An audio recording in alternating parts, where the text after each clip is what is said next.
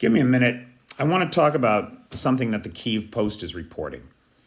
But to put it in context, I want us to remember what happened 2 weeks ago, or thereabouts. We had the biggest prisoner swap in the history of the war, right? About 248 Russians were returned home safe and sound and healthy.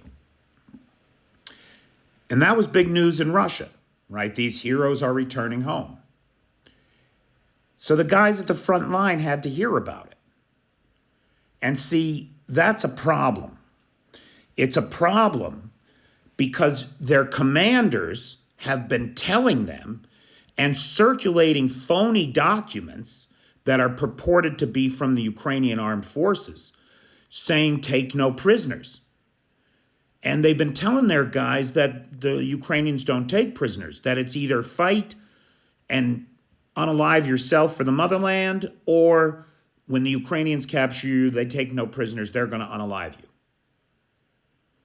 But wait a minute, says the guy at the front who's freezing to death, who has no idea why he's there, who maybe was shanghaied into being there. 248 guys just came back in a prisoner swap.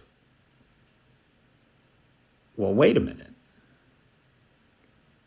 Wait a minute. Who's telling the truth? Because apparently, according to the Kyiv Post, there has been a spike in the cold in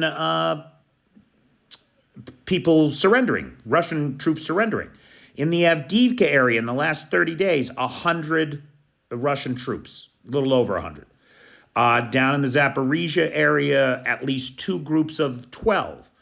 The Ukrainian General Staff official update today said that dozens and dozens of Russians are surrendering every week. Okay.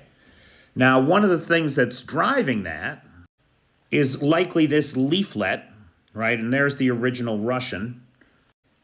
I can show it to you here in the Google Translate, right? And basically what it says is, what kind of bullshit is it to fight for Putin? That's actually a direct quote, as you can see right there, right? And it talks about people like feeling they're breathing death, right? Their lungs, death is already in their lungs. They're going to lose their legs, their arms, etc. And the fact is that a lot of guys are. It's no joke, this cold out there. It's minus 18 on the front line. The front lines are buried in snow. The pace of the fighting has had to slow or stop completely in most places. This is a good sign. If Russians are coming to their senses and walking off the battlefield because they know they're going to get hot soup, they're going to get fed, and they're going to get a blanket, and they're going to be in some place with some heat, if they just put down their arms, we could have another 1917 on our hands before too long. Keep your fingers crossed because the winter has just begun.